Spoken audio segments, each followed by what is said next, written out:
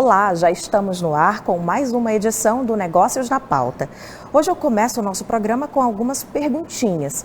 Você consegue entender e se fazer compreender na língua inglesa ou mesmo em outra língua como espanhol, francês? Se sim, isso faz ou fez alguma diferença na sua vida profissional? Se não, você já perdeu a chance de uma boa colocação no mercado de trabalho por causa disso?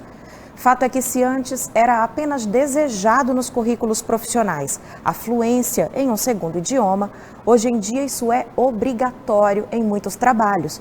Para quem quer ampliar os horizontes profissionais e pessoais, ter domínio sobre outra língua é um fator muito importante, tanto que a busca pela fluência alavancou nos últimos anos o mercado do ensino de línguas e de intercâmbio, até que veio a pandemia e os impactos foram duros. Já se foi o tempo em que ter fluência sobre um segundo idioma era apenas algo desejado pelo mercado de trabalho. Hoje em dia, isso é praticamente um pré-requisito obrigatório. E se engana quem pensa que somente nas escolas de línguas estrangeiras é possível aprender. Ingrid sonhava em falar inglês fluentemente. Ela conseguiu isso depois de viver por 6 meses como intercambista no Canadá. Uma das mudanças maiores que eu percebi foi as minhas habilidades, de falar, conversar, entender, ser entendida, ler, escrever em inglês. Com certeza é uma das mudanças e um dos principais motivos que a gente faz intercâmbio, Além da proficiência do idioma canadense, Ingrid trouxe de volta uma bagagem cheia de outros grandes aprendizados. Eu aprendi muito no quesito de independência dos meus pais, das outras pessoas. Porque quando a gente vai, sozinha pra um país, ou a gente age, não tem outra opção. E hoje em dia, olhando pra trás, eu consigo ver o tanto que eu mudei e o quanto essa experiência agregou, na minha vida. A experiência de um intercâmbio é tão rica e marcante que cada vez mais gente se interessa pela modalidade. Mas nos últimos quase 2 anos, a pandemia da Covid-19 frustrou muitos sonhos. E hoje esse mercado está assim com uma demanda reprimida de praticamente 2 anos. O último grupo que eu levei foi janeiro de 2020.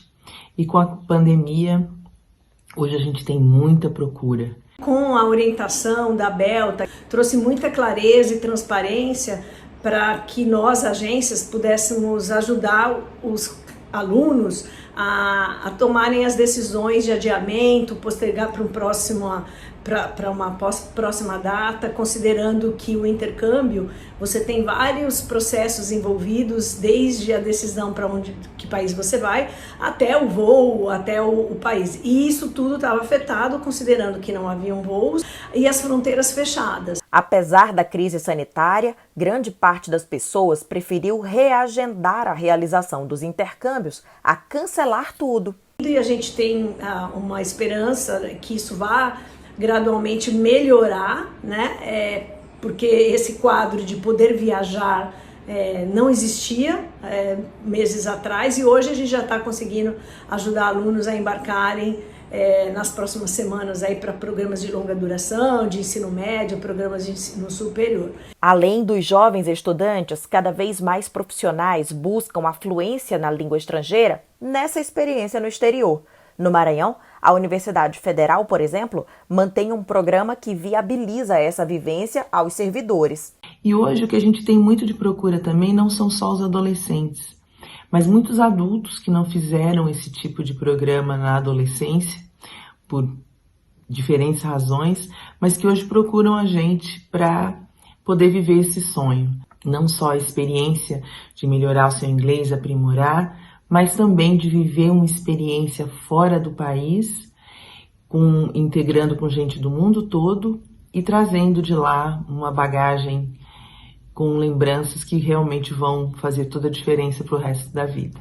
Com um público cada vez mais heterogêneo, ao que tudo indica, o mercado do ensino de línguas e de intercâmbio aponta bons sinais de recuperação, principalmente a partir da reabertura das fronteiras aos brasileiros. Nossa mobilidade internacional, ela prevê uma inserção dentro dessas instituições estrangeiras nos aspectos acadêmicos, científicos, cultural e linguístico. Para que essa mobilidade aconteça, há necessidade de que firmemos acordos bilaterais e internacionais com algumas dessas universidades. Atualmente, nós temos acordos firmados com 24 universidades estrangeiras, envolvendo 13 países. Atualmente, nós estamos em andamento ainda Chile, Itália e o Cazaquistão, que foi a mais nova proposta enviada. Como a gente acabou de ver, lá se vão quase 2 anos de demanda reprimida. Agora, em julho, o anúncio de suspensão das restrições para alunos brasileiros entrarem nos Estados Unidos, destino preferido por aqui, animou quem estava só na expectativa para estudar fora e foi recebido com alívio pelas empresas que atuam no Brasil. Qual o cenário atual? Como as empresas se organizaram para atravessar a crise? Quais as tendências para o futuro? O que a pandemia tem ensinado? Tudo isso é o que nós vamos debater a partir de agora. Por isso, agora eu já vou apresentar os nossos convidados de hoje aqui no Negócios na Pauta. Então, vamos lá. Tenho aqui a presença do Hamad Hori, professor de idiomas e empresário. Também temos o Antônio Bacelar, diretor da Via Mundo e membro da Diretoria Nacional de Operações da Belta. E ainda Dimas Salustiano, sócio-diretor do IASIG. Então, sejam todos vocês muito bem-vindos aqui ao Negócios na Pauta. Muito obrigado. Para começar o nosso papo, eu quero entender qual é o atual cenário depois de quase 2 anos, um pouquinho mais de 1 ano e meio, desde que a pandemia começou, chegou ao Maranhão e também deu algumas rasteiras em quem trabalha nesse segmento. Quero ouvir de vocês as experiências, o que vocês analisam do que se tem agora. Então, podemos começar aqui, de repente, seguindo essa ordem, Hamad, depois os nossos outros convidados. Não, realmente estou voltando, faz 3, 4 meses, desde que a gente está ouvindo notícias que a fronteira está abrindo, ou interessados que são viajantes, né? E os maiores de alunos que nós temos são viajantes, que gostam de viajar, gostam de fazer intercâmbio, né? Então, isso vai voltando, notícia é boa, eu acho que nos próximos meses vão ser melhor ainda. Muito bem, então agora eu vou ouvir um pouquinho o Bacelar, que tem a agência de intercâmbio e já faz um longo tempo, então não foi fácil esse período todo, né, Antônio? Dalva, não foi fácil, né, mas a gente começou, na verdade, assim, de uma crise cambial, que foi em 99, né, teve aquela crise cambial em 98 que devastou a nossa indústria de viagens internacionais e de intercâmbio, e logo 2 anos após a gente teve aqueles atentados do 11 de setembro. Exato. Nos Estados Unidos. Então toda a nossa indústria, eu acho que é uma indústria muito afetada por pandemias, por crises, epidemias, na verdade, nunca a gente teve uma pandemia antes, né? Por epidemias, por crises políticas, segurança, terrorismo. Então eu acho que, na verdade, todos os setores da sociedade estão começando a sentir o que nós sentimos ao longo desses... de empresa nós temos 22 anos. A gente já passou por várias situações muito delicadas. Tanto é que para a gente, na época do 11 de setembro, a gente passou quase 1 ano sem um embarque, entendeu? Mais por medo, né? Medo, até porque naquele tempo se trabalhava principalmente como intercâmbio, o destino Estados Unidos, que foi o país atacado na época, né? Então, para a gente, eu acho que a gente pertence a uma indústria que é muito resiliente. É uma indústria que está o tempo todo se adaptando, está o tempo todo se reinventando. Então, claro que uma pandemia, né, foi algo maior, né? Mas eu diria que a gente já passou por vamos usar aqui um termo bem nosso, um perrengue. Algumas provações. Vários perrengues, várias provações. Perrengues. Então eu sinto que a coisa tá voltando e, na verdade, o que a gente está passando no momento é um estrangulamento. Porque a gente tem, por exemplo, mais de 300 contratos para embarcar e a gente talvez não embarque 70 esse ano. Então ainda vai ter um fluxo muito grande para embarque ano que vem. Então está voltando, mas a estrutura não está acompanhando o desejo da demanda. E agora eu passo aqui a palavra ao Dimas para entender como foi para vocês e como é agora a situação de quem tem uma instituição, ela é física e já tem também muitos anos, né, professor? Fale um pouco para a gente sobre o que vocês viveram esse período, como é que está agora. Boa noite, Dalva. Boa noite, telespectadores da TV Guará, colegas de bancada. É importante demarcar que o IASIG é a franquia mais antiga do Brasil, tem 70 anos no Brasil. De Maranhão tem 50 anos, portanto, uma trajetória que nos impõe, de um lado, a leveza de embalar uma instituição com tanto tempo de existência. Por outro lado, o peso da responsabilidade de, muitas das vezes, remar contra a maré, diante de um fato inusitado, trágico para a humanidade, e que causou medo, susto, perdas. Mas estamos chegando a 600 mil concidadãos mortos em virtude disso. Colegas seus de imprensa, né? Nosso Roberto Fernandes, era colega aqui de bancada de um programa, o Luiz Pedro, um grande jornalista. Portanto, nós tivemos que nos reinventar.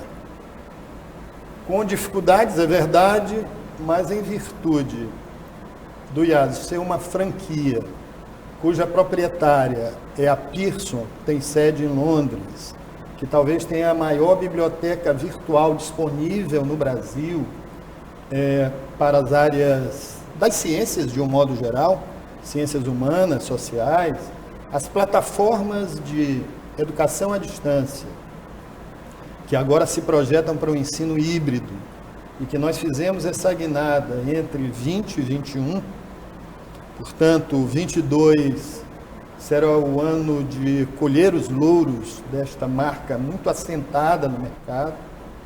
Nós caímos, é verdade, como todos caíram, mas a retomada é alvissareira. Alvissareira porque todo mundo está a fim de viajar. Isso para quem gosta de intercâmbio. Alvissareira porque em 2030 a língua mais falada nos Estados Unidos vai ser o espanhol e não o inglês. Importante porque a infraestrutura aeroportuária, a infraestrutura portuária no Brasil, os projetos relacionados a Alcântara, impõem ao Maranhão necessariamente o estudo de idiomas como inglês e espanhol, dado isso como de barato, né? Como básico, como elementar.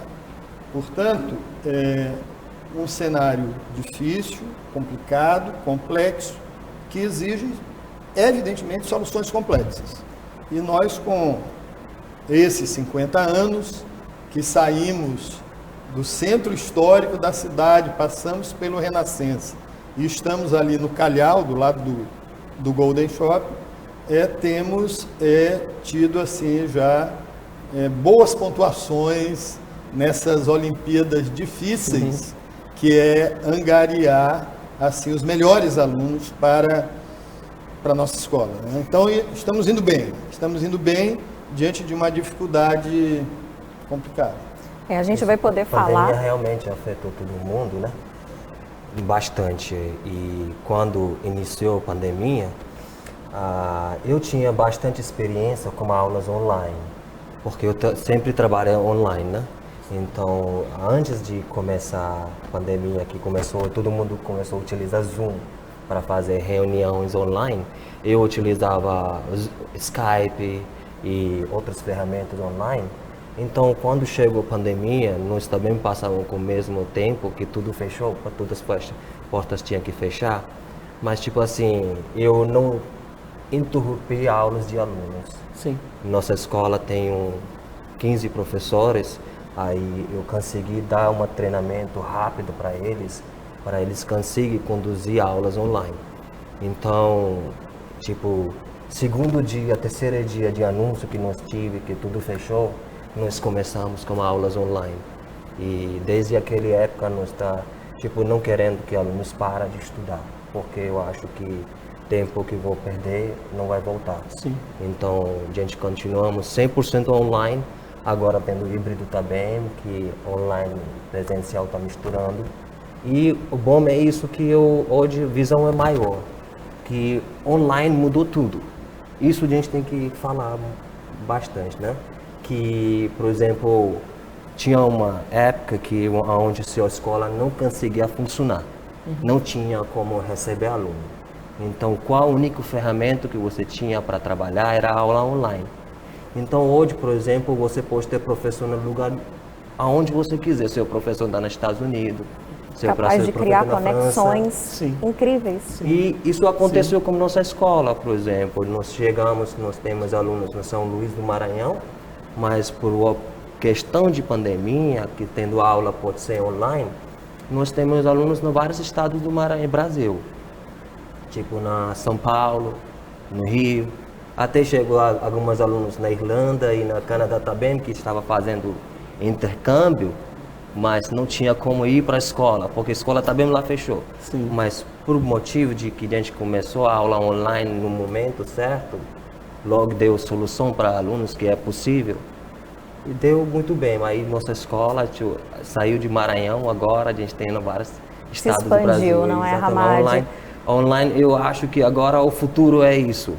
E a gente, é isso e a gente não tem como negar, como voltar. E eu vou pegar esse gancho aqui para levar essa conversa para o outro bloco, porque a gente vai poder falar um pouco mais sobre o que é tendência. Agora a gente faz uma rápida pausa, na volta vamos saber mais sobre o que se espera para o restinho do ano de 2021 e para o futuro no ensino de línguas. É já já.